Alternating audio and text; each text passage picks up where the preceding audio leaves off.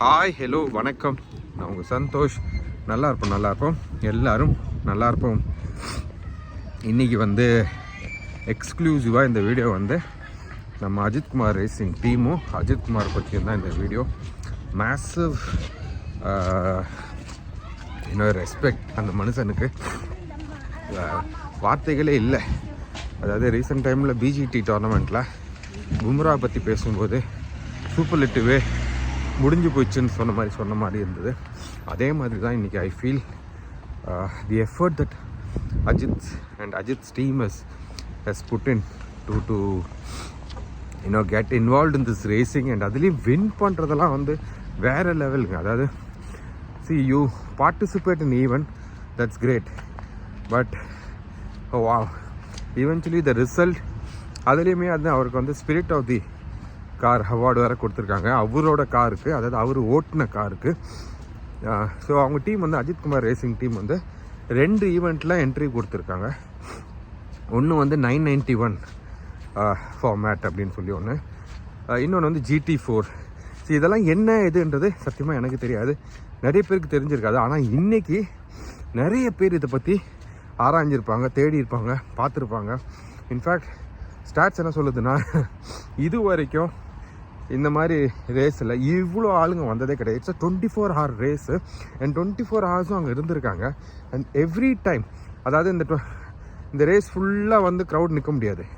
So கேலரின்னு ஒரு இருக்கும், அந்த கேலரி ஆண்ட மட்டும்தான் வந்து அதாவது ஃபினிஷிங்கோ ஸ்டார்டிங் பாயிண்ட் சொல்லுவாங்கள்ல, அங்கே மட்டும்தான் க்ரௌடு ஸ்டேடியம் மாதிரி இருக்கும், கேலரி மாதிரி இருக்கும், ஆளுங்க நிற்கிறாங்க.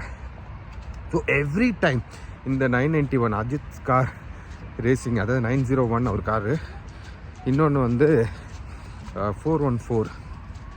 ஸோ எல்லா வாட்டியும் இந்த காரு அந்த தாண்டி வரும்போது அவ்வளோ நாய்ஸு. அதாவது அவங்க கமெண்டேட்டர் சொல்கிறாங்க, அவங்களுக்கெல்லாம் புதுசு, ஃபஸ்ட் டைம் இதெல்லாம் பார்க்குறதே அவங்க ஃபஸ்ட் டைம். ஸோ அவங்க சொல்கிறாங்க, அண்ட் அஜித்குமார் டீம்லேயும் சொல்கிறாங்க, எங்கள் கார் எங்கே இருக்குதுன்னு தெரிஞ்சுக்கிறது ரொம்ப ஈஸி, சவுண்டை வச்சு நாங்கள் கண்டுபிடிச்சிருவோம், அந்த கார் இங்கே வருது அப்படின்னா அந்த சவுண்டு கேட்டுடுறோம் அப்படின்றதும். ப்ளஸ் கமெண்டேட்டர்ஸ்லாம் ரொம்ப ஆச்சரியப்படுறாங்க, அவங்களுக்கு வந்து வாயடைச்சு போயிட்டாங்கன்னு தான் சொல்லணும். Literally they've been in shock. இப்படி ஒருத்தருக்கு இவ்வளோ இது அப்படின்ற மாதிரி. அது நானுமே பல வருஷம் சொல்லியிருக்கேன், அஜித்குமார்ன்ற ஒரு மனுஷன் வந்து ஆன் ஸ்க்ரீனில் விஜய் கூட சண்டை போட்டாலுமே, ஆன் ஸ்க்ரீனில் I have always said this, Vijay is much higher than Ajith.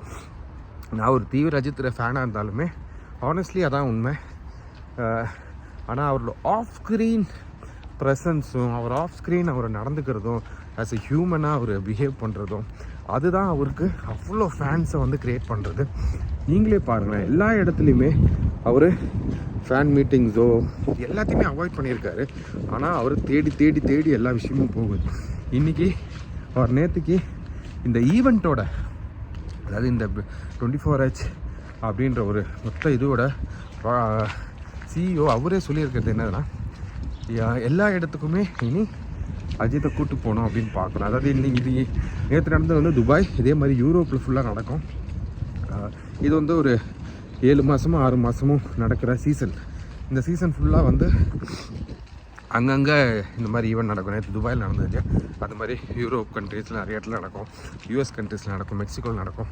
So இந்த மாதிரி நடக்கிற டைமில் கண்டிப்பாக வந்து அஜித்தை நாங்கள் வந்து அஜித் டீமையும் யூஸ் பண்ணிப்போம், கூப்பிடுவோம் அப்படின்ட்டுருக்காங்க. ஏன்னா சிம்பிளுங்க, ஃபஸ்ட்டு விஷயம், இந்தியா அப்படின்ற ஒரு விஷயத்தில் பார்க்க ஆரம்பிச்சிச்சு அப்படின்னா அந்த விஷயம் பெரிய சக்ஸஸ். அவ்வளோ ஜனங்க நம்ம நாட்டில் இருக்காங்க. அண்ட் அஜித்குமார் மாதிரி ஒருத்தர் வந்து அந்த ஒரு கார் ரேசிங்கை வந்து, இது இப்போ வந்து அஜித் மட்டும்தான் பண்ணுறாரான்னு கேட்டால் கண்டிப்பாக கிடையாது. நிறைய இந்தியன்ஸ் வந்து கார் ரேசிங்கில் இருக்காங்க, மோட்டர் ரேசிங்கில் இருக்காங்க, அங்கங்கே சக்ஸஸ்ஃபுல்லாக தான் ஆகிக்கிட்டு இருக்காங்க. கை வலிக்குது. அங்கங்கே சக்ஸஸ்ஃபுல்லாக தான் ஆகிக்கிட்டு இருக்காங்க. நான் நேற்று கூட ஒரு ஈவெண்ட்டு பார்த்தேன், நவம்பரில் ஏதோ நடந்திருக்கு. ஃபஸ்ட்டு தேர்டும் இந்தியன்ஸ் தான் நினைக்கிறேன் அந்த ஈவெண்ட்டில். ஸோ பட் அஜித் மாதிரி ஒருத்தர் வர்றதுனால என்ன ஒரு இதுனா, இப்படி எல்லாருமே பார்க்க ஆரம்பிப்பாங்க. இப்படி எல்லாருமே பார்க்க ஆரம்பிக்கும் போது அதுக்குள்ளே பணம் வரல ஆரம்பிக்கும். இப்போ முன்னாடி சொன்ன மாதிரி தான், அவங்களும் க்ராஸ் பண்ணுறேன், நானும் க்ராஸ் பண்ணுறேன். நான் முன்னாடி சொன்ன மாதிரி தான். இப்போ இந்தியன்ஸ் அப்படின்னு உள்ளே வராங்கன்னா ஆடியன்ஸ் வந்துடும், வியூவிங் வந்துடும். நேற்று ஒரு நாள், அதாவது 2 நாள் ஈவெண்ட், அது 24 hours ஈவெண்ட்னு வச்சுக்கோங்களேன். 24 hours லைவ் ஸ்ட்ரீமிங் எவ்வளோ பேர் பார்த்துருக்காங்கன்றது ஷாக்கிங்காக இருந்திருக்கு. அதே மாதிரியே ஒரு கேள்வி கேட்டிருக்காங்க ஒன் ஆஃப் தி டிரைவர்ஸ் கிட்ட.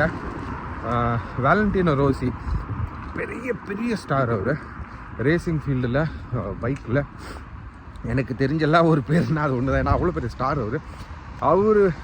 அவர் இருக்கிற ரேஸா, அப்படி இல்லைன்னா இந்த ரேஸா, எந்த ரேஸில் நீங்கள் இவ்வளோ ஜனங்க பார்த்துருக்கீங்க அப்படின்னு கேட்டதுக்கு அவங்க வந்து இந்த ரேஸ் தான் கண்டிப்பாக அப்படின்ற மாதிரி சொல்லியிருக்காங்க. See honestly speaking, Ajithkumar Valentino Rossi அளவுக்கு வந்துட்டாரா அப்படின்னு கேட்டால் அந்த அளவுக்கு சொல்ல வரல. பட் நாய்ஸ் அண்ட் க்ரௌட் அது வந்து ஹியூஜ், டெஃபினெட்லி ஹியூஜ்,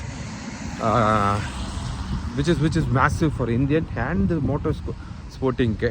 இப்போது நான் முன்னாடி சொன்ன மாதிரி யூரோப்பில் நடக்கிறது ஃபுல்லாக இவர் பார்ட்டிசிபேட் பண்ணுவாங்க, இவர் டீமும் பண்ணுவாங்க அப்படின்னு சொல்கிறது it's a very good thing. அது அவங்களுக்கே வந்து இனி கிளியராக புரிஞ்சிடும். என்னோட சின்ன ரிக்வெஸ்ட்ஸ் இருக்குங்க.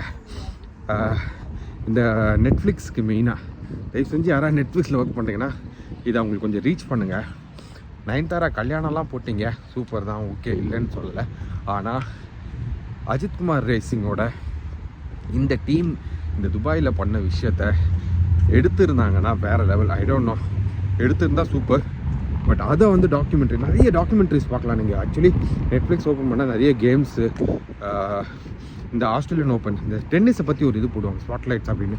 அதே மாதிரி ப்ரைமில் வந்து இந்த டெஸ்ட்டு அப்படின்னு சொல்லி ஆஸ்திரேலியன் டெஸ்ட் டீமை படம் பிடிப்பாங்களே, இதை மட்டும் படம் பிடிச்சாங்கன்னா நெட்ஃப்ளிக்ஸ்லேயே பார்க்குற அதிகமான ஆள் அதிகமாக வியூ பண்ண ஒரு விஷயம் அதுவாக தான் இருக்கும் நான் நம்புகிறேன்.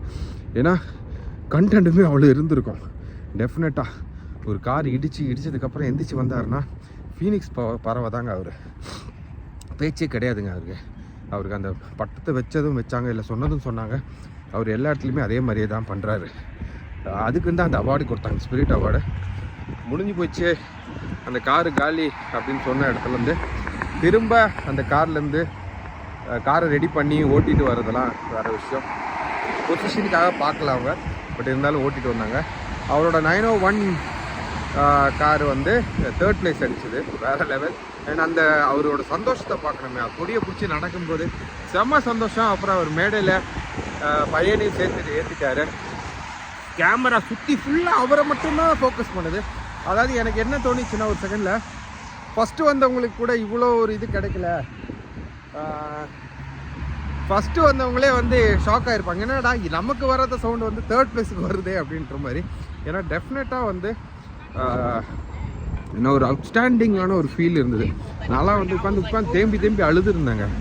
அவ்வளோ வந்து கூஸ் பம்ப்ஸ் மொமெண்ட்ஸ் நிறைய இருந்தது. அவர் அங்கேருந்து ஸ்டேஜில் இருந்து ஷாலுவுக்கு கிஸ் அடிக்கிறது, ஃப்ளைங் கிஸ் கொடுத்தது, அவர் பையனை வந்து கூடவே ஏற்றி நிற்க வச்சது, கொடியை பிடிச்சி நடந்தது. அவர் அப்புறம் பேசினார் ஒரு இடத்துல, அந்த இடத்துல வந்து பயங்கரமாக அழுதுட்டார். அவர் கண் கலங்கி அவர் பேசின அந்த பேச்சு ஹேட்ஸ் ஆஃப். என்னால் வந்து அதே மாதவன் காலையிலேருந்து அங்கேயே தான் இருந்திருக்கார் போல். ஃபுல்லாக வீடியோ எடுத்து போட்டு லைவ் எடுத்து போட்டு அதெல்லாம் டிஃப்ரெண்ட் ஃபீலுங்க. அது அவரே சொல்லியிருப்பார், கண்டெம்பரரி ஒருத்தரை வந்து இவ்வளோ பாராட்டணும் அப்படின்னா அவர் அவ்வளோ பெரிய ஆளாக இருந்திருப்பார். எனக்கு சொல்லும் போதே எனக்கு அழுக வருது. ஏன்னா தட் அந்த ஒரு ஜென்யூனான மனுஷனுக்கு எல்லாமே நடக்கணும் அப்படின்னு நம்ம ஆசைப்படுவோம்ல, அந்த மாதிரி ஒரு விஷயந்தான் அது. So I wish a lot more happens to that particular car and அவரோட டீம்லாம் வந்து இன்ஸ்டாகிராமில் எல்லாம் வந்து அவங்களே ஷாக் ஆகிருக்காங்க.